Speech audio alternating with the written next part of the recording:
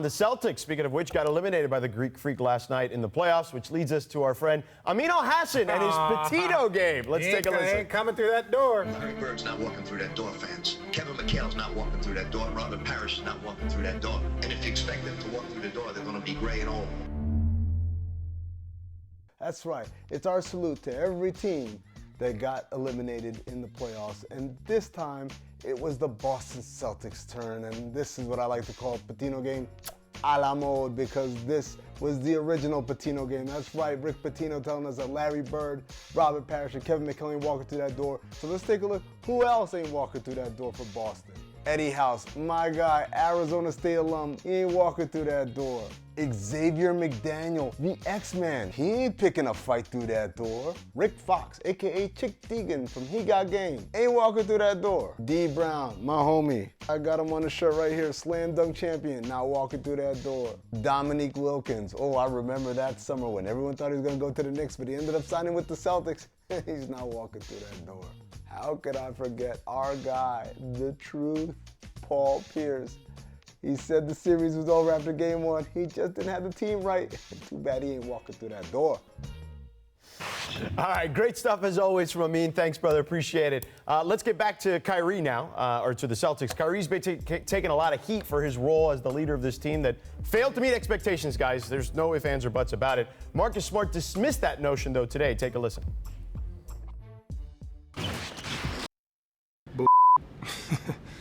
That's bull.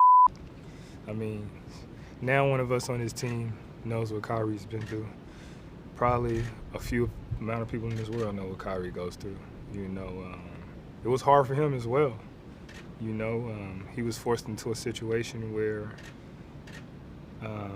it was business over, you know, the friendships, where he had to come into a situation knowing that, you know, this is a group of guys that had something going before, you know, I come here. How will I fit in? Like, he didn't want to disrupt that, you know, and that says a lot, you know, this is Kyrie Irving we're talking about. He's talking about coming in and disrupting, you know, us. And, you know, we took him in with full arms and, you know, we tried to understand, but like I said, we never really understood because we're not in his shoes. There's 4 other guys out there, there's 12, 13 other guys on the team, coaches and everything. So to just blame it on one guy.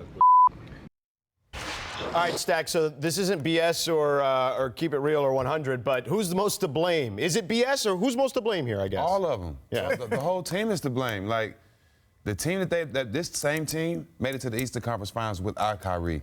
But some type of way, the way they played and how they ended their season, you can tell that everybody had their own agendas. They were not playing for each other. They wasn't on the same page. You can tell that good teams that's playing right now, they bond on and off the court. You can see easily that they weren't playing for each other and they're not friends on and off the court. A lot of this was I'm gonna go out and get mine and see if you can get yours or follow me as I go. It wasn't we go together. And that's why they're home right now. And I'm going to talk about one person who is not to blame, and I'm going to say Gordon Hayward. And this is why. That was a horrific injury. Did we all forget? How long did it take Paul George to get back to being Paul George? So in his first year back, and everyone's like, oh, well, he should be coming off the bench, or well, he's making a lot of money. It's like, yo, wait a second. This man had one of the worst injuries in NBA history, worked his way back. Now, next year, I want to see an improvement from Gordon Hayward. There's steps back. But I think really Brad Stevens, he should take a little bit of the blame and most of the blame, because I think Kyrie is not he's a variable, right? Having played with Kyrie, having seen him in multiple situations, he's a variable. He's a little up and down. He competes. But look, Kawhi did the exact same thing. Kawhi had to go to Toronto and, hey, guys, I'm here. Kawhi's, not the most dynamic of personalities, but he's like, hey, I'm going to come here and I'm going to do my best and lead you guys the best way I know how. And Kyrie has just been a little bit up and down, but Stevens, he didn't do a great job managing this whole team. Well, I agree with what you guys are saying. I do think the onus has to be on Kyrie. Kyrie's the guy that came in and he wanted to be the leader. He wanted his own team, right? And you got to lead by example. There's a certain amount of responsibility when you're the guy, right? When you've played with some great players, both of you here, some Hall of Fame type players, and the team goes as they go.